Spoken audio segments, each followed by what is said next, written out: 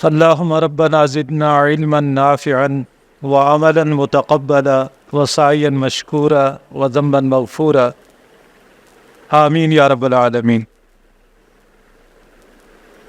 آج کا جو موضوع ہے ہمہ جہتی احیائی عمل اور شبان المسلمین کا محل و مقام۔ اس میں سب سے بنیادی بات جو ہے وہ سمجھنے کی یہ ہے کہ احیائی عمل اور پھر یہ ہے کہ ہمہ جہتی احیائی عمل، یعنی احیائی عمل سے کیا مراد ہے اور پھر اس کی کیا کیا جہتیں ہیں، کیا کیا ڈائمینشنز ہیں، اور اس حوالے سے ہماری اس تحریک کا کیا محل و مقام ہے، یا وہ کیا حالات تھے کہ جن میں یہ ہمارے ایک دوست کے بقول پتہ نہیں کس عالم میں انہوں نے یہ بات کہی کہ ایک حادثہ ہوا۔ بہرحال یہ حادثہ ہمارے اعتبار سے ہوا لیکن دین کے حوالے سے نہیں ہوا۔ احیاء کہتے ہیں زندہ کرنا، باب افعال ہے۔ چنانچہ سورہ بقرہ کی جو آیت میں نے تلاوت کی ہے اس کے ترجمے سے آپ واقف ہی ہوں گے۔ کیف تکفرون باللہ، تم کیسے اللہ کا انکار کرتے ہو، کیسے کرو گے؟ یعنی آپ کر لو، جب سامنے کھڑے ہو جاؤ گے کیسے کرو گے؟ ابھی تو تمہیں مرنے کا یقین نہیں ہے، آخرت کا یقین بھی نہیں ہے، اور تمہارے ذہن میں وہ بات بیٹھ گئی ہے یا بٹھائی گئی ہے، کھاؤ پیو دوستو، دنیا لنگ لنگا، یہ ہماری پہاڑی میں کہتے ہیں، جنت دوزخ کس ڈٹھی، سکا دب دبا۔ جیسے یہ مولویوں نے ڈرایا ہوا ہے، لوگوں کو ڈرا کے اپنی جیبیں بھر رہے ہیں، ایسی بات نہیں ہے۔ کیسے انکار کرو گے؟ آپ کر رہے ہو نا، ابھی سمجھ رہے ہو کہ دب دبا ہے، لیکن جب سامنے آ کے کھڑے ہو جاؤ گے تو پھر کیسے انکار کرو گے؟ اس اللہ کا کہ جس نے تمہیں موت سے زندگی دی، کنتم امواتا فاحیاکم، تم مردہ تھے پھر اس نے تمہیں زندہ کیا، ثم یمیتکم، پھر مارے گا، ثم یحییکم، پھر تمہیں جلائے گا، دوبارہ زندہ کرے گا، ثم الیہ ترجعون، پھر تم اسی کی طرف لوٹائے جاؤ گے۔ بڑا عجیب اتفاق یہ ہے کہ جس طرح آپ کے اور میرے ساتھ یہ معاملہ ہوا ہے، یہ سورہ مومن میں بھی یہ مضمون آیا ہے کہ جب وہ بھولے بھٹکے میرے جیسے لوگ اللہ کے سامنے پہنچیں گے اسی ریب اور تردد کی کیفیت میں کہ پتہ نہیں ہوگی بھی آخرت کہ نہیں ہوگی، لوگ ایسے ہی ڈرا رہے ہیں، لیکن پہنچیں گے بالآخر اللہ کے پاس، انک قادح الی ربک قدحا فملاقیہ۔ تو جب وہاں پہنچیں گے تو پتہ چلے گا کہ ہار گئے ہیں، اللہ تعالیٰ ہمیں اس ہار سے محفوظ فرمائے۔ پھر اللہ سے ہم کلام ہوں گے، عرض کریں گے ربنا امتنا اثنتین واحییتنا اثنتین، اے اللہ تو نے ہمیں 2 دفعہ مارا، 2 ہی دفعہ زندہ کیا، فاعترفنا بذنوبنا، ہم مانتے ہیں، اعتراف کرتے ہیں اپنے گناہوں کا، اپنی تقصیرات کا، فہل الی خروج من سبیل، تو ہے کوئی نجات کا راستہ، کوئی اور چانس مل سکتا ہے کہ اب ہم اس کمی کو پورا کریں، تلافی معافات ہو، کہ ہم تیری رضا کے مطابق زندہ رہ کر اچھے اعمال کر کے دوبارہ تیرے پاس واپس آ جائیں؟ تو ظاہر وہ موقع نہیں ہوگا۔ ہمارے ساتھ میں اتفاق کی بات کر رہا ہوں کہ بہت سارے ساتھیوں کا بشمول میرے یہ سفر جو ہے تحریکی سفر کئی مرحلوں سے، کئی منزلوں سے گزر کے یہاں تک ہم پہنچے ہیں۔ میری آنکھ کھلی تو خالصتاً ایک مذہبی ماحول میں، والد صاحب اگرچہ دکاندار تھے، اپنی مزدوری کرتے تھے، لیکن ایک عالم بھی تھے، اور جو بھی لوگوں کی خدمت ان سے ہو سکتی تھی وہ کرتے تھے۔ پڑھنا پڑھانا اور ان کی خوشی غمی میں شامل ہونا، جمعہ اور عیدین کی نماز پڑھانا۔ پھر یہ کہ حضرت تھانوی رحمۃ اللہ علیہ کے جو سلسلہ ہے چشتیہ، اس میں مجاز بیعت بھی تھے، اس ماحول میں میری پیدائش ہوئی۔ وہاں سے تھوڑا سا جو ہے ذرا ہمارے کان شان نکلے تو ہم نیشنلسٹوں کے ہاتھوں چڑھ گئے، کچھ عرصہ ادھر بھی رہے، خوب جناب ہم نے چھلانگیں وغیرہ لگائیں الٹی سیدھی۔ پھر ایک اور موڑ آیا، جمعیت میں شامل ہو گئے، اسلامی جمعیت طلبہ میں۔ پھر اس موڑ میں ایک اور حادثہ پیش آیا جہاد کشمیر کے دوران، کہ مرتے مرتے بچ گئے، اور اسی حادثے کے دوران اللہ نے یہ بات جو ہے ہم پر واضح کر دی کہ ابھی سفر ناتمام ہے، کہیں دائیں بائیں نکلنا چاہیے۔ پھر وہاں سے کہیں اور چلے گئے، وہ بھی ہمیں کچھ اور چارج کر دیا گیا تھا، وَمَا لَكُمْ لَا تُقَاتِلُونَ فِي سَبِيلِ اللَّهِ، کیا ہو گیا تم اللہ کے راستے میں لڑتے نہیں ہیں؟ پوری آیت پڑھ کے، کہاں کی اینٹ اور کہاں کا روڑا، بان بتی نے کنبا جوڑا، خوب جناب گردنیں لوگوں کی پھنسائیں، اپنی دنیا بنائی، اپنے اسٹیٹس انجوائے کیے، اور کوئی امیر المجاہدین بن کے بیٹھا ہوا ہے، اور کوئی ابو المجاہدین بن کے بیٹھا ہوا ہے، اور جو اولادیں تھیں وہ کوئی ادھر مرے کوئی ادھر مرے۔ ہم بھی اس حادثے میں شامل تھے، وہاں سے بھی اللہ نے بچا لی۔ وہاں سے پھر ایک اور حادثہ ہوا، یہ یوں سمجھیں کہ ایک فکری سفری ہے اور ارتقاء ہے، کہ ہم اس ملک میں نہیں تھے، باہر ہی تھے کہیں۔ وہاں چلتے چلتے تذکرہ ہوا ڈاکٹر اسرار احمد صاحب کا رحمہ اللہ۔ ہم حزب اسلامی کے کچھ لوگ تھے، آپ واقف ہیں اسلام سے، جیسے پاکستانی لوگ بھی تھے، اور ترکی کے بھی تھے، بنگال کے بھی تھے، کافی سارے۔ وہاں تذکرہ چلا پاکستان میں اسلامی اور احیائی تحریکوں کا، اسی تذکرے میں نام آیا ڈاکٹر اسرار احمد صاحب کا۔ ہوا یہ کہ میٹرک کے بعد میں نے سمجھا کہ اب تو ہم اپنے جو کہ آپ ہو گئے ہیں، گھر سے بھاگے لاہور پہنچ گئے۔ لوہاری گیٹ کے باہر رضوان مارکیٹ ہے، جو کون سی مسجد ہے، مسلم مسجد، اس کے نیچے میڈیسن مارکیٹ ہے، وہاں ایک بڑا میڈیکل کا جو ہے وہ سیٹ اپ تھا، بزنس سیٹ اپ، تو رضوان میڈیکوز کے ٹائٹل سے وہاں ملازمت ہو گئی 15 روپے روز پہ۔ لیکن وہاں سے میں نکلا، لوہاری دروازے سے اندر جا رہا تھا، اوپر بورڈ لگا ہوا تھا، اسلامی انقلاب کے لیے کوشاں، امیر تنظیم اسلامی جناب ڈاکٹر اسرار احمد صاحب کے دروس پر مشتمل آڈیو ویڈیو کیسٹس اور کتابچے یہاں دستیاب ہیں۔ وہاں کچھ جو ہے تال میل رہا، مہینے بعد بہرحال چونکہ گھر سے بھاگے ہوئے تھے تو والد صاحب نے بھائی صاحب کو بھیجا، وہ آ کے جناب کان سے پکڑ کے واپس لے گئے گھر۔ اس کے بعد یہ بیرونی سفر ہوا تھا، تو وہ بات ذہن میں تھی، تو ڈاکٹر صاحب کا میں نے کہا یار وہ بھی بہت بڑا اچھا کنٹریبیوشن ہے ماشاءاللہ، ایک ٹھیٹھ جو ہے قرآن کی بنیاد پہ ایک تحریک انہوں نے اٹھائی ہے، تو ان کو بھی زیر بیس لانا چاہیے۔ تو آپ کو پتہ ہے ہمارا ایک فیصل آباد کا ساتھی تھا، اور فیصل آباد یہ بڑے جگت باز ہوتے ہیں، اس نے ٹکا کے ڈاکٹر صاحب کی نظر کی نا بات، تو وہ میرے دل میں کھپ گئی۔ میں نے کہا کہ اس بندے کو جو اس نے اتنی جو شدت کے ساتھ نکالی ہے باہر، اس کو بھی تو لگی ہوگی، اور لگنے کا کوئی سبب بھی ہوگا۔ اللہ نے پھر دل میں بات ڈالی کہ اگر ہم یہاں سے شہید ہوئے بغیر نکل کے گھر پہنچ گئے تو ہم لاہور جائیں گے ڈاکٹر صاحب کے پاس۔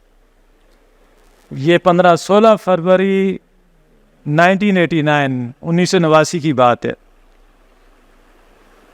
مجاہدین کو غلبہ حاصل ہوا، افغانستان فتح ہو گیا، اور ہم بھی مطمئن ہو گئے کہ اللہ خیر سے اللہ، اب تو اسلامی انقلاب آ گیا، چلیں اب کچھ عرصہ جاتے ہیں، آرام کرتے ہیں۔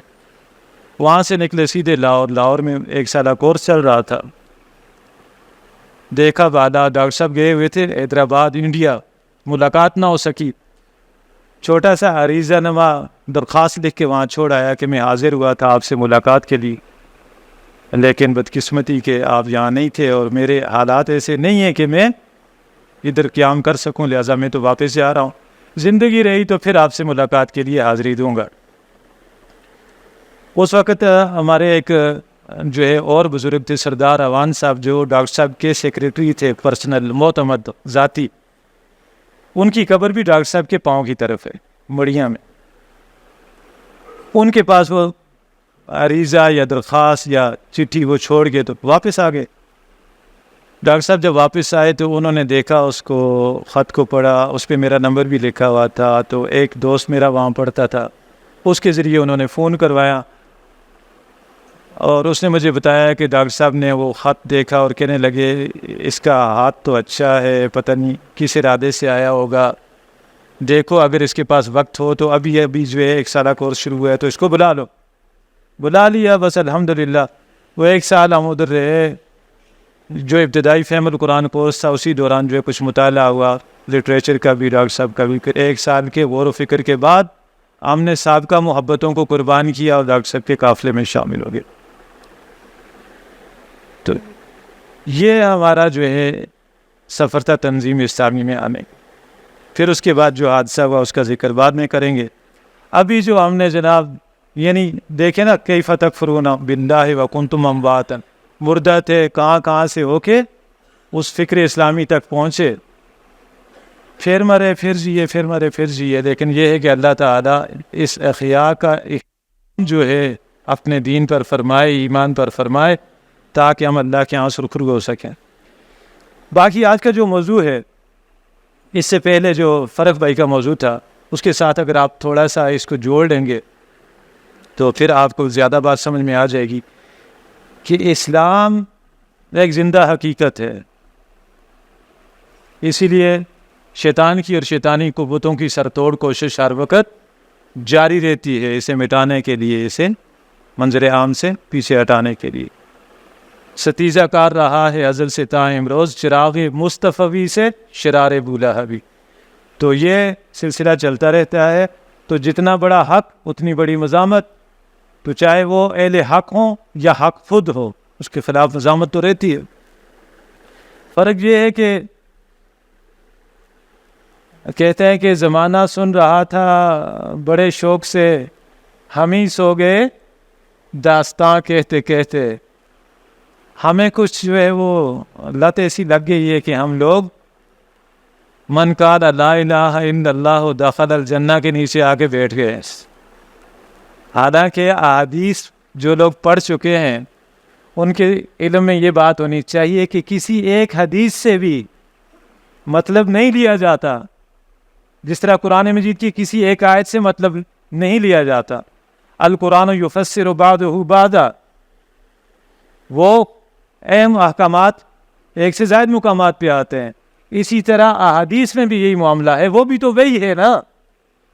تو احادیث میں بھی یہی معاملہ ہے کہ ایک مقام پہ اگر کوئی بات آ گئی ہے اجمالاً تو دوسری جگہ پہ تفصیلاً آ گئی ہے۔ چنانچہ اسی من قال لا الہ الا اللہ دخل الجنہ کو مفسر کیا نبی صلی اللہ علیہ وسلم نے ایک اور تاکیدی اسلوب میں، ان کلمۃ لا الہ الا اللہ تنفع من قالھا، کہ بے شک یہ کلمہ لا الہ الا اللہ اپنے پڑھنے والے کو ہمیشہ نفع دیتا ہے۔ لیکن اس کے نفع کے ساتھ ساتھ اس کا نقصان کا پہلو بھی ہے۔ معلوم یستخفوا بہا، جب تک وہ اس کلمہ کا استخفاف نہ کرے، اسے لائٹ نہ لے۔ قیل وما الاستخفاف یا رسول اللہ، عرض کی گئی ہے اللہ کے رسول وہ استخفاف کلمہ کیا ہے؟ قال، آپ صلی اللہ علیہ وسلم نے فرمایا، یظہر العمل بمعاصی اللہ، اللہ کی نافرمانی پر مبنی اعمال ظاہر ہو جائیں، علانی ہونے لگے، غالب ہو جائیں، حق نابود ہو جائے، پردیسی اور اوپرا ہو جائے۔ اور پھر کوئی کہے کہ کلمہ مجھے نفع دے گا، بس اسی پہ اکتفا کر لے، اس کو نفع نہیں ہوگا، جب تک کہ فلا ینکر ولا یغیر، انکار نہیں کرے گا، بدلنے کی کوشش نہیں کرے گا، نقصان میں رہے گا۔ باطل کا انکار کرے گا، باطل کو ہٹا کر حق کو لانے کی کوشش میں لگ جائے گا، فدخل الجنہ، پھر اس کے بعد جنت میں داخلے کا جو ہے وہ مستحق ٹھہرے گا۔ تو یہ کلمہ طیبہ یقیناً بہت بڑی دولت ہے، اس میں کوئی شک نہیں، لیکن جان لیجئے کہ اسی احیائی فکر کے ذیل میں وہ بیس بھی آئے گی کہ اس کلمہ کے کچھ تقاضے بھی ہیں، ان تقاضوں کو مد نظر رکھیں گے، اپنی مقدور پر کوشش کریں گے، نتیجہ اللہ کے ذمہ ہے۔ تو جو پہلے گفتگو ہو چکی کہ اسلام مذہب نہیں ہے، دین ہے، ٹھیک ہے، اسی لیے میں یہ بھی کہا کرتا ہوں کہ جو تقابل ادیان کا جب مضمون پڑھایا جاتا ہے یونیورسٹیز میں یا ہمارے مدارس میں، تو اس میں ہمیں تقابل کروایا جاتا ہے اسلام کا عیسائیت کے ساتھ، یہودیت کے ساتھ، ہندو مت کے ساتھ، جین مت کے ساتھ، سکھ مت کے ساتھ، وغیرہ وغیرہ۔ یہ تو سارے مذاہب ہیں، یہ تو انفرادی تعلیمات دیتے ہیں، اجتماعیات انسانیہ کے وہ گوشے جن پر اسٹیٹ کرافٹ کھڑا ہوتا ہے، ریاستی ڈھانچہ مبنی ہوتا ہے جن پر، وہ ان کے پاس ہے ہی نہیں ہے، تو ان کے ساتھ اس کا تقابل بنتا ہی نہیں ہے۔ اسلام کا تقابل اگر آپ کرنا بھی چاہتے ہیں بطور نظام، تو اجتماعیات انسانیہ کے وہ گوشے، معاشی گوشہ، سماجی گوشہ، سیاسی گوشہ، وہاں جا کے کیجیے۔ اسلام اور جمہوریت تقابل بنتا ہے، سرمایہ دارانہ نظام بمقابلہ اسلامی معاشی نظام تقابل بنتا ہے، اور اسلام کا سماجی نظام بمقابلہ مادر پدر آزاد مغربی معاشرتی نظام یا سرمایہ دارانہ نظام میں ایک اور جو تقابل بھی بنتا ہے، اسلام بمقابلہ اشتراکیت، اشتراکی معاشی نظام۔ تو اس ایک دینی تصور کو سامنے رکھ کے اب ہم مطالعہ کریں گے، اور یہ اجمالی سا مطالعہ ہوگا، پوری کتاب میں نے نہیں پڑھنی ہے۔ اس سے پہلے ایک اور بات آپ کے سامنے رکھ دوں، یہ ہم پہلے لوگ نہیں ہیں جو یہ بات آپ کے سامنے رکھ رہے ہیں، اس پہ بڑی جو ہے وہ دقیق اور عمیق نظر رہی ہے ہمارے اسلاف کی۔ ان میں سے ایک نام وہ بھی ہے جو مقتول فی سبیل اللہ ہیں، شاہ اسماعیل شہید رحمہ اللہ۔ ان کی ایک کتاب بھی ہے منصب امامت، جس میں انہوں نے اسلام کی امارت کے 6 منزلیں بیان کی ہیں، اور پھر جو ہے انہوں نے بتایا کہ کس طرح یہ آہستہ آہستہ آہستہ آہستہ جو ہے زمین بوس ہوئی ہے، اور یہ اس کے انہدام کا معاملہ یک لخت نہیں ہوا، یہ گرتے گرتے بھی اس کو جو ہے 1400 سال لگ گئے، 1350 برس، یعنی آپ 1924 تک دیکھ لیں، جیسا تیسا بھی تھا، شرعی نظام موجود تھا، تو بڑا وقت لگا ہے اس کو۔ اسی طرح اس کو دوبارہ کھڑا کرنے میں بھی شاید اچھا خاصا وقت لگے۔ ان ادری قریب ام بعید ما توعدون، کچھ پتہ نہیں ہے کب غالب ہوگا۔ ہمارے ذمہ کیا ہے؟ کوشش۔ ہمارے پرانے ساتھیوں میں سے ایک ساتھی نے ایک بات بتائی تھی، واقعہ سنایا تھا۔ وہ واقعہ یہ تھا کہ ایک شخص کے پاس ایک فرشتہ آیا، اس نے اسے کہا کہ تمہارے رب نے تمہیں حکم دیا ہے کہ وہ سامنے دیوار ہے اس کو دھکا لگاؤ، روزانہ اتنا وقت اس کو کیا کرنا ہے؟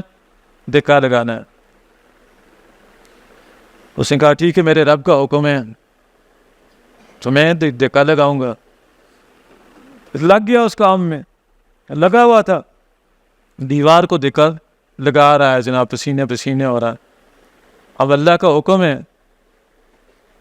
اس میں لگا ہوا ہے۔ آخر کار اس کے پاس سے گزر ہوا اس بڑے دانشور کا، جو استادوں کا استاد ہے، حضرت ابلیس کا۔ اس نے کہا پتر کیا کر رہے ہو؟ دیوار دیکھی اور اپنی جان دیکھی ہے، یہ گرنے والی نہیں ہے تو اسے کہہ کے گزر گیا. اب یہ بھی سوچنے شروع ہو گیا یار بات تو اس نے صحیح کہی ہے, یہ دیوار مجھ سے تو گرنے والی نہیں ہے, میں کس کام میں لگا ہوں.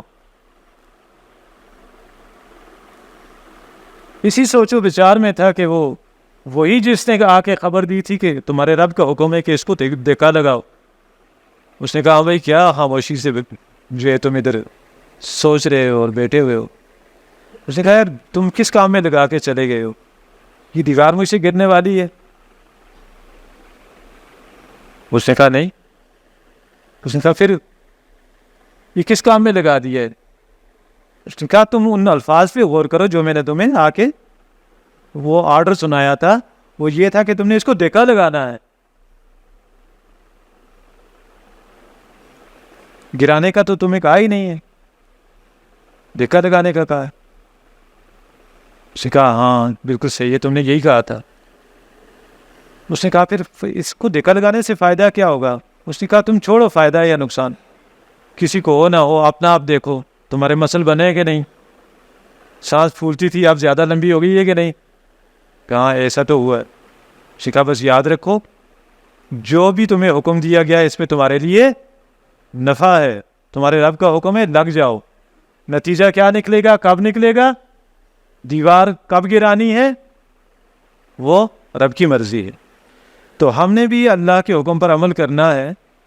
یہ دنیا ہم سے بدلنے والی نہیں ہے, نہ ہم اس کو بدلنے کی قدرت رکھتے ہیں, لیکن اس کو بدلنے کی کوشش میں لگ جائیں گے تو اپنا آپ کیا کر لیں گے, امیونٹی آ جائے گی, ہمارے اندر قوت مدافعت آ جائے گی, ہمارے رب کی نظر اور عنایت ہمیں میسر ہو جائے گی.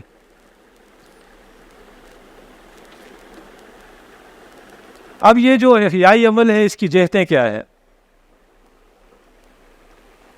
اس کی مختلف جہتیں ہیں. یہ جب 1924 تک معاملہ چلتا رہا, اس کے بعد جو ہے ایک بڑا حادثہ ہوا, وہ مسلمانوں کی اجتماعیت ختم ہو گئی. اس سے بھی آپ دیکھیں کہ امت پر ایک صدمے کی سی کیفیت تھی. لیکن اس سے پہلے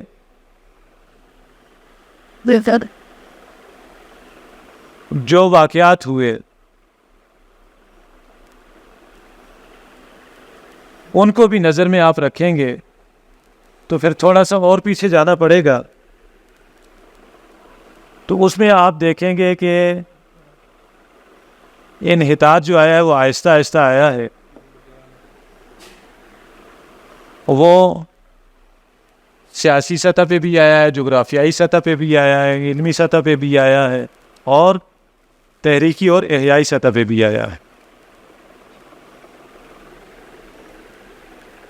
اب اس احیائی عمل کے حوالے سے جو بنیادی باتیں ہیں ان میں سب سے پہلی بات کیا ہے کہ یہ کوئی سادہ اور بسیط عمل نہیں ہے, بلکہ اس کے متعدد گوشے ہیں. جیسے میں نے کہا کہ مختلف گوشے ہیں جن میں سے ہر ایک میں اولو العزم افراد اور جماعتیں برسر کار ہیں. یعنی ہم تنہا نہیں ہیں, اس احیاء کے عمل میں ہم تنہا نہیں ہیں, صرف شبان المسلمین ہی نہیں ہے جو بظاہر ایک دوسرے سے جدا اور مختلف بلکہ بعض پہلوؤں کے اعتبار سے متضاد ہونے کے باوجود اس وسیع تر احیائی عمل کے اعتبار سے ایک دوسرے کے لیے باعث تقویت بھی ہیں. ابھی بات ہو رہی تھی, ایک ساتھی کہہ رہے تھے کہ دیکھیں کہ سب لوگ اس سطح پہ آ کے محنت اور کوشش کیوں نہیں کرتے ہیں. تبلیغی جماعت کام کر رہی ہے, وہ تو ناقص تصور پیش کر رہی ہے. تو میں نے کہا کہ اگر وہ کام جو وہ کر رہے ہیں وہاں سے آپ کو شروع کرنا ہوتا تو آپ کے لیے مشکل تھا اس کام تک, پتہ نہیں آپ پہنچ پاتے کہ نہ پہنچ پاتے. تو کسی درجے میں وہ ایمان کی محنت کر رہے ہیں تو وہیں سے آپ کو بھی سٹف مل رہا ہے. تو جو معاصر تحریکیں یا تنظیمیں یا اجتماعیتیں یا اشخاص ہیں ان کے عمل کی بھی بالکل یہ نفی نہیں ہو سکتی. دوسرے یہ کہ اسلام کی نشاط ثانیہ اور ملت اسلام کی تجدید کا یہ کام 10-20 برس میں مکمل ہونے والا نہیں ہے, بلکہ اس کے لیے لَتَرْكَبُنَّ طَبَقًا عَنْ طَبَقٍ, ہم مرحلہ وار جو ہے آگے بڑھیں گے. لہٰذا اس ارتقائی عمل کا ہر درجہ اپنی جگہ اہمیت کا حامل ہے، اور چاہے بعد کے مراحل سے گزر کر پہلوں کا کام بہت حقیر بلکہ کسی قدر غلط بھی نظر آئے، پہلوں کا کام کسی قدر غلط اور حقیر بھی نظر آئے، اپنے دور کے اعتبار سے اس کی اہمیت و وقت سے بالکل انکار ممکن نہیں۔ یہی تبلیغی جماعت کا کام اس وقت شروع کیا گیا جب کہ مسلمانوں کو ہندو بنایا جا رہا تھا، جو آج کل بھی جاری ہے۔ تیسرے یہ کہ اس عمانگیر تجدیدی جدوجہد میں اگرچہ افراد کی اہمیت اپنی جگہ مسلم ہے، تاہم جماعتوں اور تنظیموں کے مقابلے میں کمتر ہے۔ افراد بھی اہم ہیں لیکن اجتماعیتوں کے مقابلے میں کم اہم ہیں۔ پھر جماعتیں بھی تحریکوں کی وسعت میں گم ہو جاتی ہیں، اور بالآخر تمام تحریکیں بھی اس وسیع عمل کی پہنائیوں میں گم ہو جاتی ہیں جو ان سب کو محیط ہے۔ ماضی میں ان حقائق کے پیش نظر نہ رہنے کے باعث بہت سے لوگوں کے دلوں میں مہدی موعود یا مجدد کامل بننے کا شوق پیدا ہوتا رہا ہے کہ لوگوں کو کس طرح جوڑا جائے، کس طرح اکٹھا کیا جائے، جس کے نتیجے میں طرح طرح کے فتنے اٹھتے رہے ہیں اور اچھی بھلی تعمیری کوششوں کا رخ تفریب کی جانب مڑتا جا رہا ہے۔ یعنی ایک جذبہ موجود ہے، ایک فکر موجود ہے، ایک سوچ موجود ہے، لیکن فکر خام ہے تو وہ اندھے کی لاٹھی ہے، جو بھی لے اڑا اس کے ہاتھ میں چلی جائے گی۔ اس احیائی عمل کا اولین مرحلہ مسلمان اقوام کا مغربی استعمار کے براہ راست تسلط سے نجات کا حصول تھا، جو بحمداللہ گزشتہ 30-40 سال کے دوران تقریباً مکمل ہو چکا ہے۔ اب ظاہر ہے یہ بہت پرانی تحریر ہے، تو 30-40 کو ڈبل کر لیں تو 80-90 برس کی بات بن جائے گی۔ اور اگرچہ اب بھی ہم مغرب کی علمی و فکری اور تہذیبی اور ثقافتی غلامی میں مبتلا ہیں، اور اقوام مغرب کی سائنسی اور تکنیکی بالادستی کے باعث بہت سے پہلوؤں سے ان کے دست نگر بھی ہیں، تاہم خدا کا شکر ہے کہ کچھ فلسطین ہو گیا، کشمیر ہو گیا، ایریٹریا ہو گیا، افغانستان کا معاملہ ہو گیا، عراق کا، ان کو چھوڑ کے باقی علاقوں میں مسلمان جغرافیائی غلامی سے تو نکلے ہوئے، براہ راست غلامی نہیں رہی۔ خالص اصولی اور نظریاتی اور تصوریت پسندانہ یعنی آئیڈیلسٹک نقطہ نظر سے تو مسلمان اقوام کی اصطلاح قطعاً غلط ہے۔ مسلمان اقوام، مسلمان قوم تو نہیں ہے نا۔ بنیادی طور پہ اللہ نے ہمیں کیا کہا ہے؟ امت کہا ہے، کنتم خیر امت اخرجت للناس، ہم تو امت ہیں، اور پھر یہ کہا کہ اگر یہ امت سو گئی ہے تو اس میں سے ایک امت کھڑی ہونی چاہیے، وَلْتَكُمْ مِنْكُمْ أُمَّةٌ، امت کے اندر ایک امت کھڑی ہو۔ تو امت کس کو کہتے ہیں؟ بامقصد گروہ کو کہتے ہیں، جس کا ایک واضح ہدف ہو اس کے سامنے، وہ امت کہلاتی ہے۔ تو مسلمان امت ہے، اللہ کی نظر میں یہ کوئی قوم نہیں ہے، اور یہ ایک ناقابل تقسیم وحدت ملی میں منسلک ہے، جس میں تعدد و تکثر کا امکان ہی موجود نہیں، تھوڑے ہیں یا زیادہ ہیں اس سے کوئی بیس ہی نہیں ہے۔ لیکن واقعیت پسندانہ یعنی ریئلسٹک نقطہ نظر سے دیکھا جائے تو حقیقت یہ ہے کہ مسلمانوں نے ایک جماعت یا امت یا حزب کا کردار تو بہت پہلے ترک کر دیا تھا۔ ہمارا جو امت والا کردار تھا وہ ہم سے چھوٹ گیا۔ ایک حادثہ ہوا، ہم ٹکڑوں میں بٹ گئے۔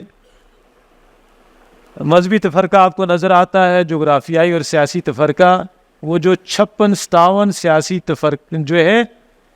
تفرقہ بعض ٹکڑے ہیں وہ آپ کو نظر نہیں آتے۔ اپنی اپنی حکومت، اپنی اپنی ڈفلی، اپنا اپنا راگ وہ نظر نہیں آ رہا ہے۔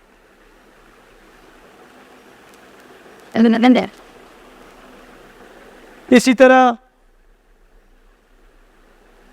ان حالات میں جیسا کہ مسلمان قوم وہ بکھر چکی ہے، نہ فکری سطح پہ متحد ہے، نہ جغرافیائی سطح پہ، نہ سیاسی سطح پہ، تو ان حالات میں اگر پھر بھی آزادی کی نعمت میسر ہے تو یہ بھی ڈاکٹر صاحب فرماتے ہیں کہ احیاء اسلام ہی کی ایک کڑی ہے۔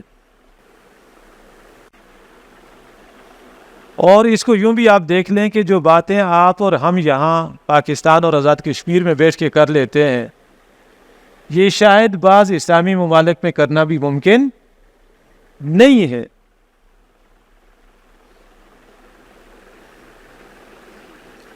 اور جن تحریکوں کے ذریعے مشکل مرحلہ سر ہوا ہے، ان کی سائی بھی اسلام کی نشاط ثانیہ کی جد و جہد قرار پائے گی۔ اور اس میں آپ کو یہ حوالہ بھی دے دوں کہ آپ یہ نہ دیکھیے کہ آپ کے حکمران کیسے ہیں، کس طرح کے ہیں، یا جنہوں نے تحریک پاکستان چلائی وہ کیسے لوگ تھے، ان کی نیت کیا تھی، ان کے ارادے کیا تھے، اس پہ نظر نہ ڈالیں آپ۔ اس لیے کہ نبی صلی اللہ علیہ وسلم فرماتے ہیں کہ اللہ تعالیٰ اس پر قادر ہے۔ مسلم شریف میں باب الجہاد میں یہ روایت آئی ہے، ان اللہ یؤید ھذا الدین بالرجل فاجر، اللہ کا یہ اختیار ہے کہ وہ اس دین کی مدد کسی فاسق و فاجر کے ذریعے بھی کر دیں۔ تو جیسے تیسے بھی تھے، بہرحال یہ ہے کہ آپ کو ایک آزاد خطہ تو میسر آ گیا، اور پھر اللہ کی اپنی تدبیر ہوتی ہے۔ اللہ کی تدبیر میں بعض اوقات کچھ اس طرح کے معاملات بھی ہوتے ہیں، جیسے یوسف علیہ السلام کا معاملہ ہے، بھائیوں نے کہاں گرایا تھا؟ کنویں میں۔ نکلے کہاں سے؟ مصر سے۔ تو ایک اللہ کی تدبیر ہوتی ہے، اس میں اللہ کس کو کہاں استعمال کرتا ہے یہ وہ جانتا ہے، نتائج کیا نکالنے اسے یہ بھی وہی جانتا ہے۔ واللہ غالب علی امرہ ولکن اکثر الناس لا یعلمون، اللہ اپنے امر پر غالب ہے۔ اور پھر یہ جو ہوا کہ اللہ سبحانہ وتعالیٰ نے ایسے ایسے لوگوں کو اپنا علم تھما دیا جنہوں نے مسلمانوں کا برگز نکالا ہوا تھا، تو اللہ کی تدبیر ہے۔ اب یہ حقیقت بھی پیش نظر رہنی چاہیے کہ اگرچہ مختلف مسلمان ممالک میں اصول آزادی کی تحریکوں کی تقویت کے لیے جن علاقائی یا نسلی عصبیتوں کو استعمال کیا گیا ہے، انہیں بھی خاص اصولی اور نظری اعتبار سے اسلام کے نظام فکر کے ساتھ سوائے تباین و تضاد، یعنی اس کے بالکل متضاد ہونے کے کوئی نسبت حاصل نہیں ہے، لیکن عالم واقعہ میں اس کے سوائے کوئی چارہ کار موجود نہ تھا، کوئی اور چارہ کار بھی نہیں تھا نا۔ اللہ نے اگر ان عصبیتوں کو ہی وقتی طور پہ اجاگر کر دیا، مسلمانوں کے وجود کو ہی بچا لیا، ٹکڑوں میں ہی بچا لیا، بڑی غنیمت ہے۔ ورنہ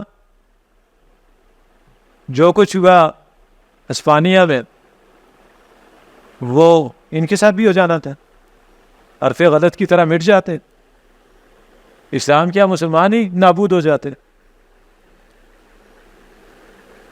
اس لیے کہ اسلام کے ساتھ مسلمانوں کا ذہنی و قلبی رشتہ اتنا قوی نہ رہا تھا کہ اسے کسی جاندار اور فعال تحریک کی اساس بنایا جا سکتا، اسلام کے ساتھ تعلق ہی نہیں رہا تھا۔ لہذا آزادی کے حاصل کرنے کے لیے جس مؤثر مزاحمت کی ضرورت ہوتی ہے، اس کی بنیاد خیالی یا جذباتی نہیں بلکہ حقیقی اور واقعی احساسات ہی پر رکھی جاتی ہے۔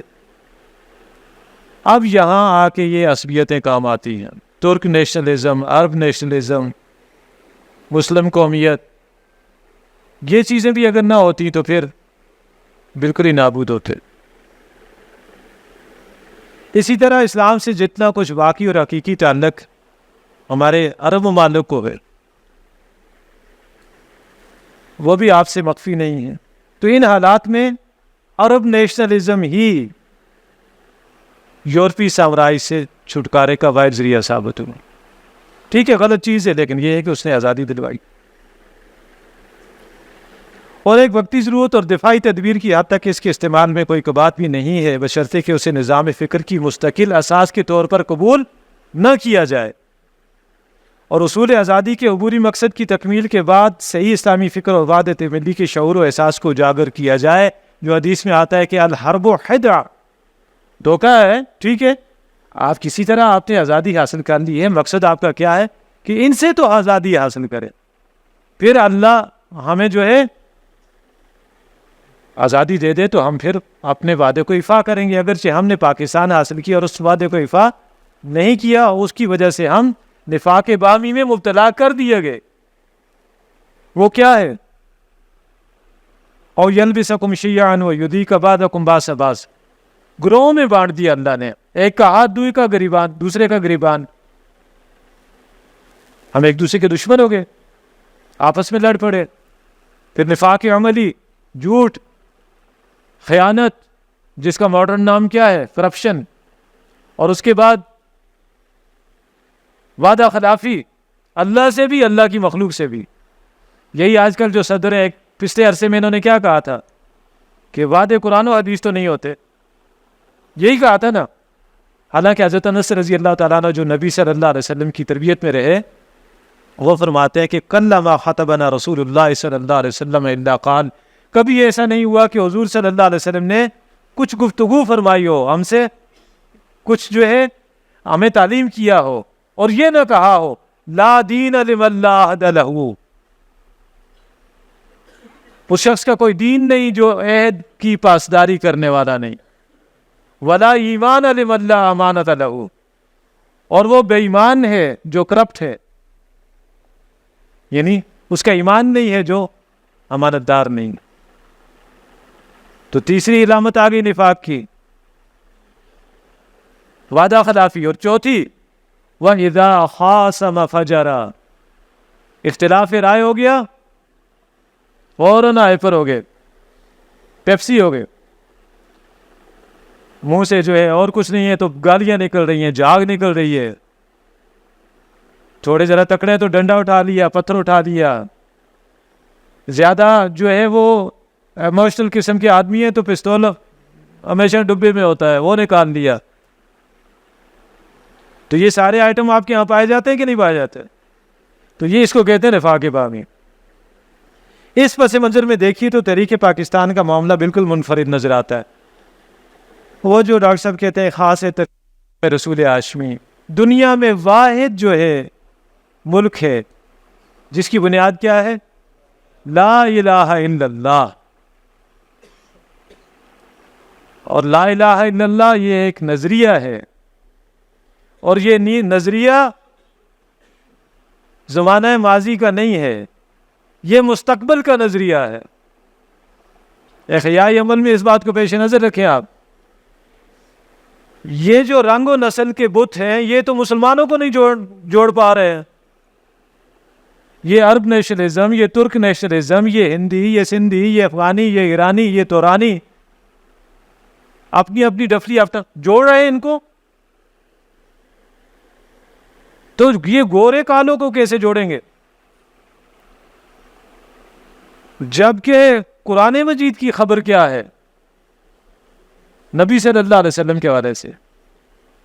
آپ نے ان کو جو ہے صرف مسلمانوں کے لیے وہ سمجھا ہوا ہے کہ اللہ نے پیغمبر بنا کے بھیجا، صرف عربوں کے لیے نہیں۔ وَمَا أَرْسَلْنَاكَ إِلَّا كَافَّةً لِلنَّاسِ بَشِيرًا وَنَذِيرًا، پوری نوع انسانی کے لیے۔ اور جو پہلا خطبہ آپ نے دیا تھا، یا معاشر قریش انی رسول اللہ علیکم خاصۃ وإلی کافۃ للناس عامۃ، قریشیوں میں بطور خاص تمہاری طرف بھیجا گیا ہو، اور عموماً میں پوری نوع انسانی کے لیے، تا قیامت اللہ کا رسول ہو۔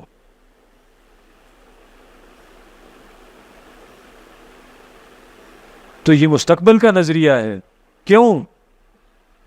اس میں وہ صلاحیت ہے، یہ رنگ و نسل کے بتوں کو مٹانے والا ہے۔ یہ بلال حبشی کو سیدنا بلال بنانے والا ماضی میں تھا، تو مستقبل میں بھی یہ کامل مساوات انسانی کا ضامن یہی ہے۔ باقی بت ٹوٹیں گے، مٹیں گے، چاہے وہ مسلمانوں کے باہمی ہو، چاہے نوع انسانی کے درمیان۔ اور انسانوں کو خود یہ تفریق گوارا نہیں ہے۔ آپ ہی کبھی جو ہے تنہائی میں بیٹھ کے سوچیں کہ انسان کا حاکم ہو جائے، یہ اس کے لیے روا ہے؟ میری طرح کا میں انسان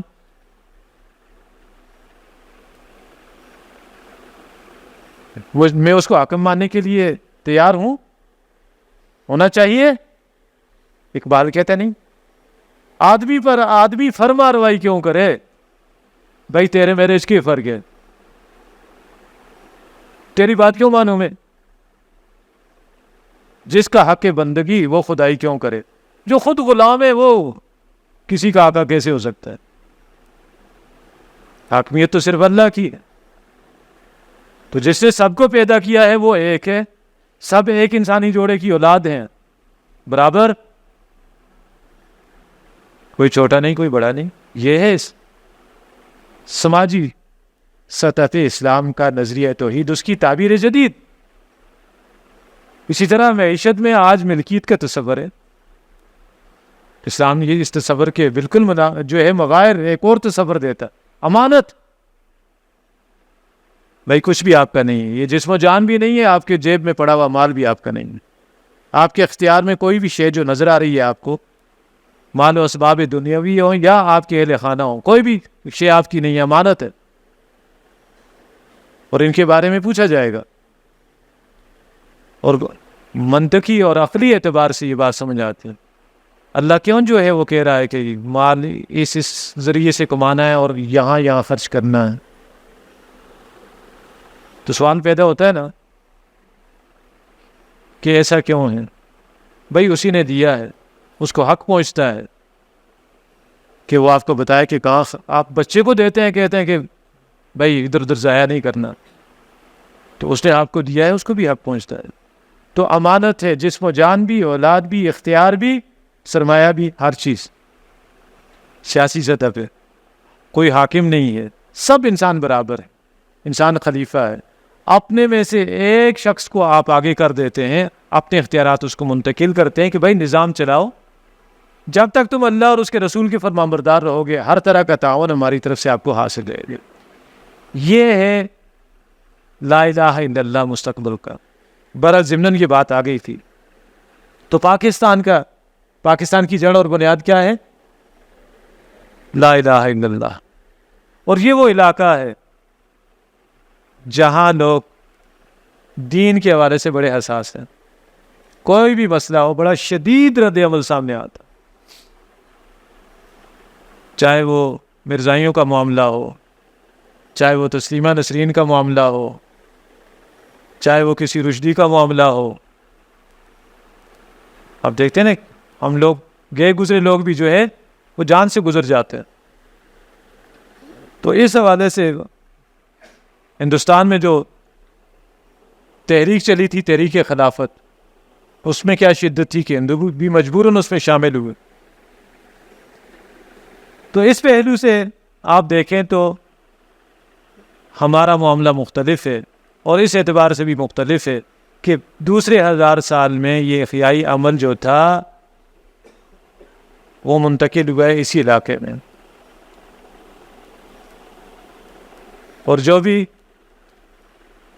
اس احیاء کی طرف متوجہ کروانے والی ہستیاں ہیں وہ یہیں سے ہیں. حضرت شاہ ولی اللہ رحمہ اللہ ہو، شیخ احمد سندی رحمہ اللہ ہو، مجد الفسانی، پھر تحریک شہیدین، کتنا بڑا جہاد، پھر اس کے بعد تبلیغی جماعت کا معاملہ، کتنی بڑی تحریک ایمان کی دعوت کی. پھر اس کے بعد مولانا ابوالکلام آزاد رحمہ اللہ کی حزب اللہ، جو ٹھیٹھ اسلامی بنیادوں پہ اٹھائی، قرآن مجید پر جو ہے اٹھائی گئی تحریک، قرآنی فکر و فلسفہ پر. پھر اس کے بعد مولانا مودودی رحمہ اللہ کا معاملہ، پھر اس کے بعد تنظیم اسلامی ڈاکٹر سار احمد رحمہ اللہ کا معاملہ. اور بیچ میں ایک چیز رہ گئی، حضرت شیخ الہند رحمہ اللہ، اور پھر ان کا جو ہے جسے کہتے ہیں ملیٹنٹ ونگ، تحریک ریشمی رومان، مولانا عبید اللہ سندھی رحمہ اللہ. کتنے جو ہے پہلوؤں سے یہاں کام ہوا ہے، کتنی جہتیں ہیں. پھر اس کے بعد پاکستان کے قیام کے بعد اسلامی سربراہی کانفرنس کا یہاں ہونا، یہ بھی ایک عجیب سا معاملہ ہے. اور پھر اس کے حوالے سے آپ یہ بھی دیکھیں کہ جو لوگ بھی اس میں شریک تھے، ان میں جو نمایاں تھے وہ سارے مٹا دیے گئے، شاہ فیصل، بھٹو، قذافی. تو ایک ایسا جو ہے علاقہ، ایک ایسا خطہ جس میں آپ اور ہم موجود ہیں، اس میں ہر پہلو سے احیاء کا کام ہوا ہے. لیکن اسی میں ایک گوشہ وہ بھی ہے جس میں علماء کرام جنہوں نے روایت کو محفوظ کیا ہے، قال اللہ قال الرسول کو، وہ اپنی خانقاہوں میں چلے گئے، اپنے مدارس میں چلے گئے.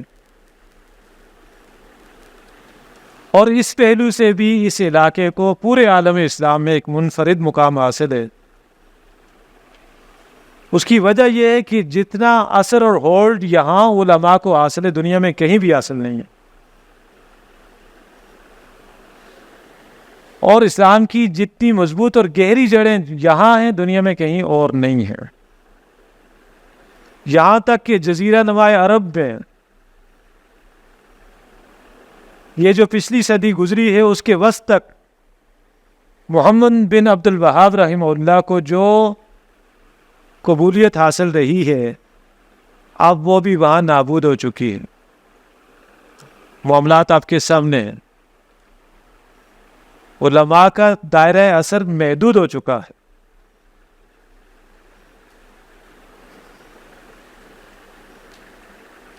تو وہاں کی نسبت آپ یہاں دیکھیں تو اسلام کی جڑیں، اسلام کا تاثر افراد کی زندگیوں میں اور ہمارے معاشروں میں کافی گہرا ہے. اسی کا ایک پہلو یہ ہے کہ آپ دیکھیں کہ شاہ ولی اللہ رحمہ اللہ جیسی شخصیت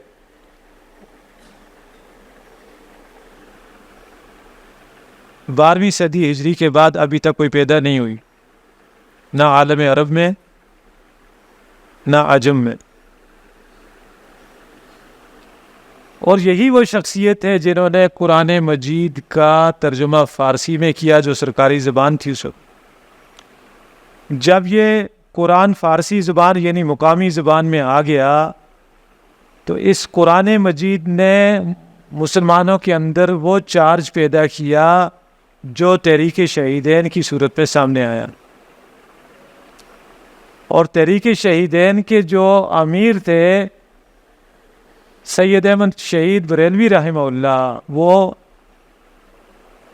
صوفی تھے اور سلاسل اربع میں وہ لوگوں سے بیعت لیتے تھے، مجاز بیعت تھے.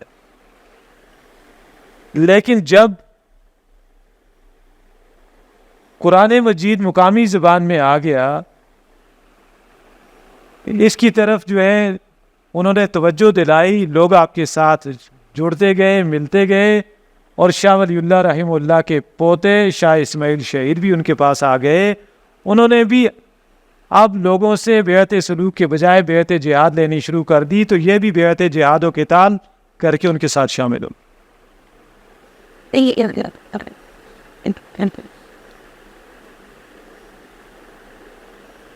یہ ہے شاہ ولی اللہ رحمہ اللہ کی شخصیت اور ان کے فیض کا اثر.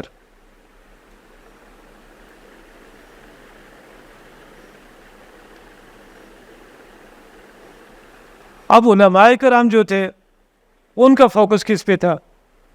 عقائد و اعمال کو محفوظ کرنا. وہ انہوں نے بخوبی کیا اور اس کے لیے بڑے بڑے مدارس بنے، خصوصاً دیوبند کے اور اس کے برانچز جو ہیں.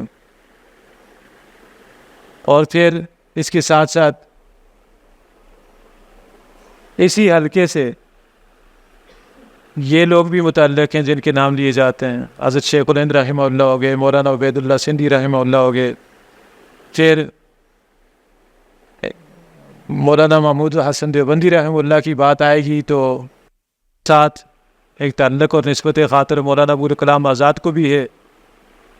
پھر اسی حلقے کے ساتھ مولانا مودودی رحمہ اللہ کا ایک تعلق الجمیت رسالہ جو تھا اس کے حوالے سے سامنے آئے گا.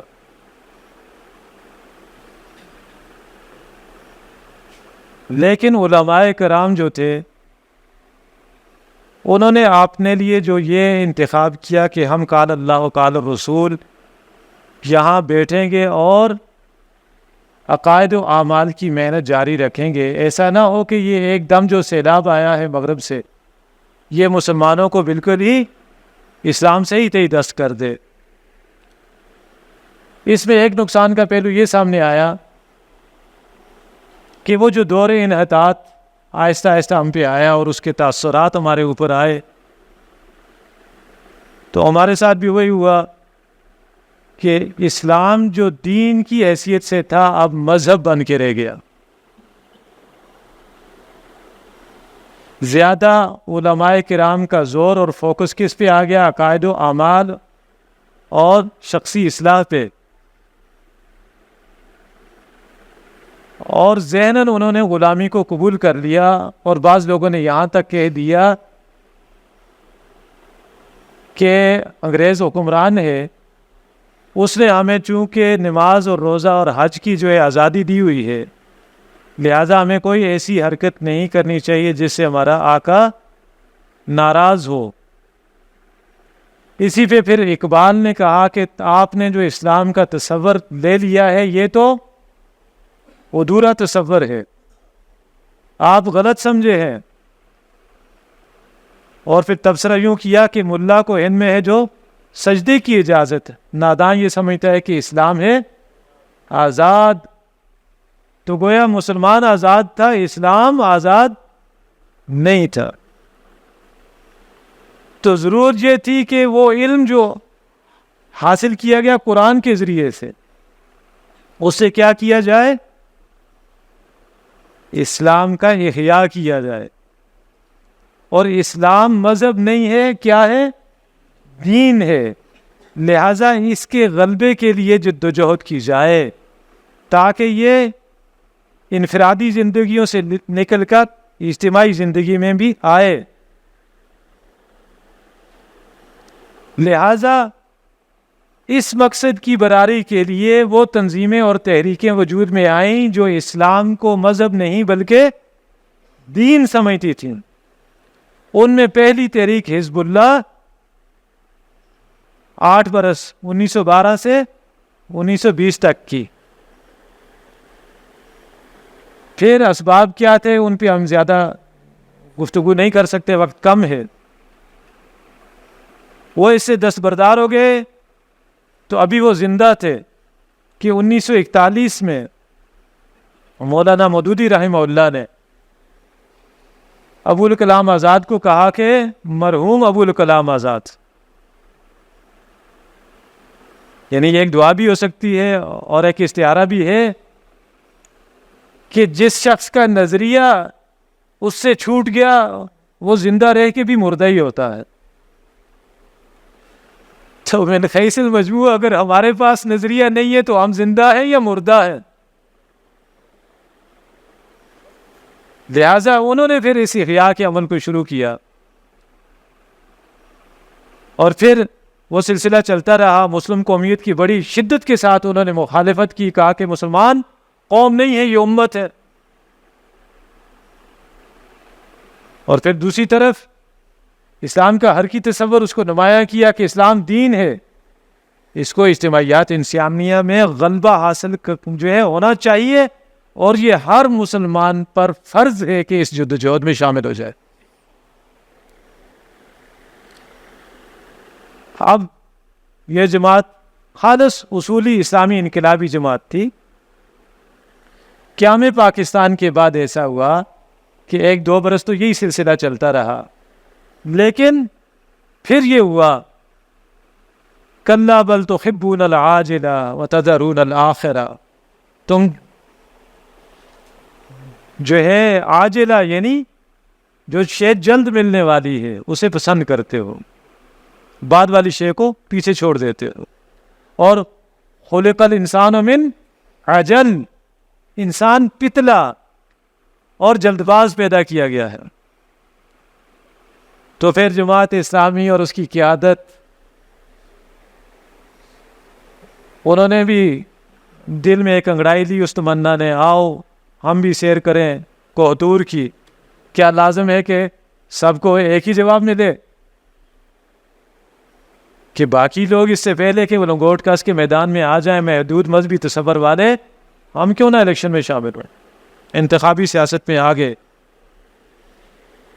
اور پھر ہوتے ہوتے جو ہوا، خود مولانا مرحوم کی زندگی میں وہ وقت بھی آیا کہ جب آپ انتخابی سیاست سے بددل ہوئے اور آپ نے سمجھانا چاہا اپنے رفقائے کار کو، اپنی سیکنڈ لائن جو لیڈرشپ تھی اس کو، جیسے خرم مراد صاحب تھے رحمہ اللہ، ان جیسے لوگوں کو، تو انہوں نے آگے دلیلیں دینی شروع کر دیں، تو مولانا رحمہ اللہ نے فرمایا کہ یہ وہ دلائل ہیں جو میں نے تمہارے منہ میں ڈالے تھے، چھوڑو ان کو۔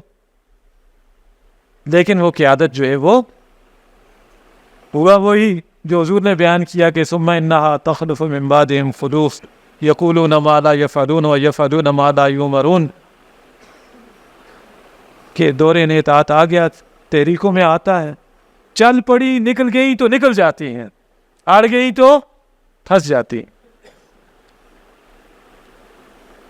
ایک نالی بندوق میں جیسے کارتوس پھنس جاتا ہے، پھر کیا ہے؟ پھر وہ ڈنڈا ہے، بندوق تو نہیں رہی نا، بندوق تو اسی وقت تک تھی جب تک کارتوس چل رہے تھے۔ تو یہ بھی معاملہ اب یہی ہے کہ ہم ان وادیوں میں چلے گئے،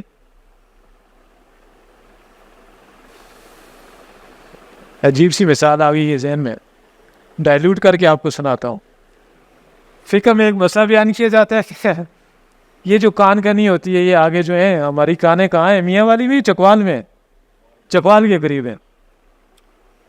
وہاں آپ کو پتہ ہے بعض اوقات مزدور بھی دب جاتے ہیں اور جس پہ بار برداری کرتے ہیں وہ بھی دب جاتے ہیں۔ تو کہتے ہیں کہ انسان دب گیا یا وہ بار برداری کے جانور۔ اب دوبارہ جب کبھی وہاں سے صفائی کرتے ہیں، نہ انسان ملتے ہیں نہ جانور ملتا ہے، تو کیا کیا جائے؟ وہ نمک کھایا جائے کہ نہ کھایا جائے؟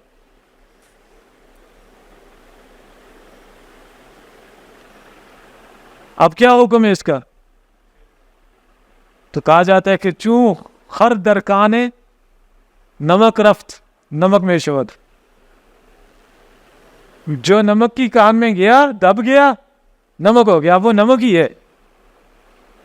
تو جو اس لچر سیاست میں آ گیا، جہاں سرمایہ چلتا ہے، جہاں جھوٹے وعدے چلتے ہیں، تو پھر آپ اصولی اسلامی انقلابی جماعت نہیں رہتے، آپ اسلام پسند جماعت بن جاتے ہیں۔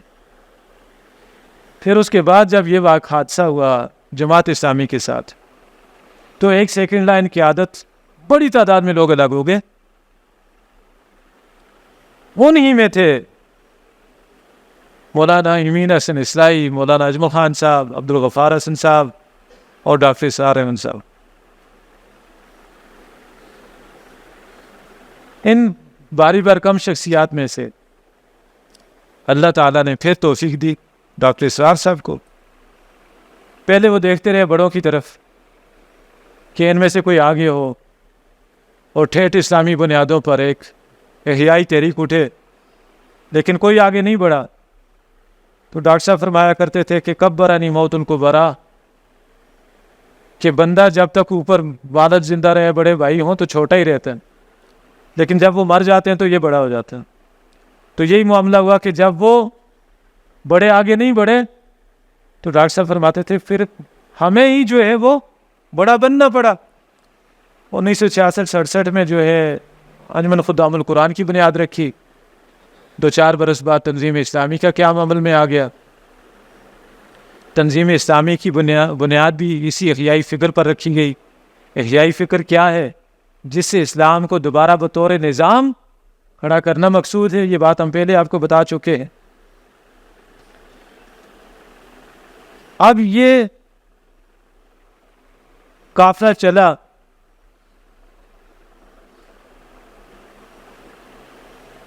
پھر آہستہ آہستہ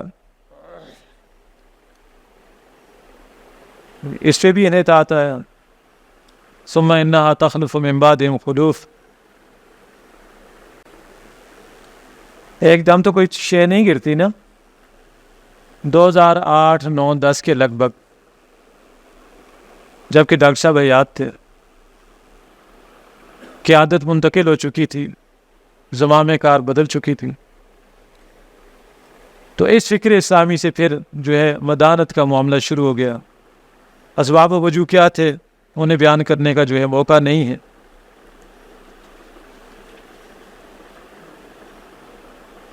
ہوا یہ کہ 2007-8 سے یہ جو واپسی کا سفر رجت کاکری شروع ہوئی. 2018 میں آ کے اس کا بریک اپ سامنے آ گیا. جب بریک اپ سامنے آ گیا پھر ہماری زندگی میں ایک اور حادثہ ہوا. جیسے میں نے آپ کو حادثے گنوائے، پھر جن کے ساتھ حادثہ ہوا وہ مل بیٹھے.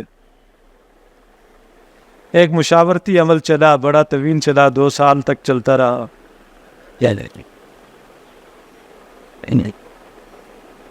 اور اس کے پیچھے، اس مشاورتی عمل کے پیچھے سبب کیا تھا؟ وہی احیائی فکر.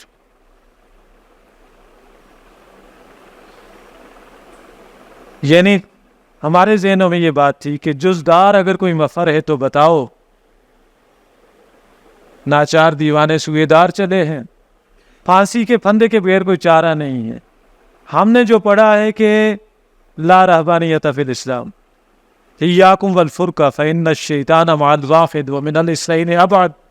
تنہا رہنے سے بچو، اسلام میں رہبانیت نہیں ہے، اجتماعیت ہے. لا اسلام الا بالجماعت، اجتماعیت کے بغیر مسلمانی ہے ہی کوئی نہیں ہے. اور خصوصاً اس دور میں جب کہ اللہ کا دین ایک خاصہ خاصان رسول وقت دعا ہے، دعا کا وقت ہو، غریب الغربا ہو، اسلام کا نام لینا بہت مشکل ہو. تو ہم اس حیثیت میں تو نہیں تھے، لیکن یہ ہے کہ فرض کی پکار تھی. پھر اللہ نے ہمیں پہاڑی پہ چڑھا دیا. پھر اس مشاورتی عمل سے گزر کر شبان المسلمین کا قیام عمل میں آیا. اور ہمارے پیش نظر بھی کیا ہے؟ وہی کہ اسلام مذہب نہیں ہے، دین ہے. یہ دین غالب ہونے کے لیے آیا ہے. الحق یعلو ولا یعلی علیہ، اس نے سربلند ہونا ہے، کسی کو اچھا لگے یا برا لگے. لا یبقى على ظہر الارض بیت مدر ولا وبر الا ادخلہ اللہ کلمۃ الاسلام بعز عزیز او ذل ذلیل. زمین پر کوئی اینٹ گارے کا بنا ہوا گھر، اس زمین پر کوئی گھر، وائٹ ہاؤس سمیت، پینٹاگون سمیت، آپ کے پارلیمنٹ ہاؤس سمیت، اور نہ ہی اونٹ کے بالوں کا اور چمڑے کا بنا ہوا کوئی خیمہ بچے گا کہ جس میں اللہ تعالیٰ کلمہ اسلام کو داخل نہ فرما دے. داخلے کی 2 صورتیں ہوں گی. عزت دار کی عزت کے ساتھ داخل ہوگا. وہ عزت دار کون ہوں گے؟ وہ عزت کس کے لیے ہے؟ وَلِلَّهِ الْعِزَّةُ وَلِرَسُولِهِ وَلِلْمُؤْمِنِينَ، ایمان والوں کے لیے ہے کہ جو آگے بڑھ کر اس کو سینے سے لگائیں گے اللہ تعالیٰ ان کو عزت عطا فرمائے گا.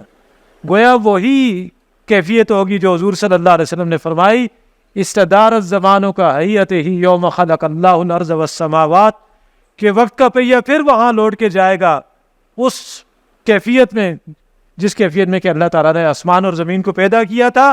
اللہ کی حاکمیت تھی اور زمین پر اللہ ہی کا حکم چلتا تھا. تو وہی کیفیت بنے گی. اور ذل ذلیل، یا کسی بدبخت کی ذلت کے ساتھ، مسکنت کے ساتھ، اس کی مغلوبیت کے ساتھ اسلام اس کے گھر میں داخل ہوگا، وہ چھوٹا بن کے رہے گا، مسلمان نہیں ہوگا، لیکن کہے گا ٹھیک ہے میری جان مال عزت آبرو کی حفاظت رکھنا، یہ لو جزیہ، چھوٹا بن کے رہے گا. تو یہ کام ہونا ہے. اور ہوگا کیسے؟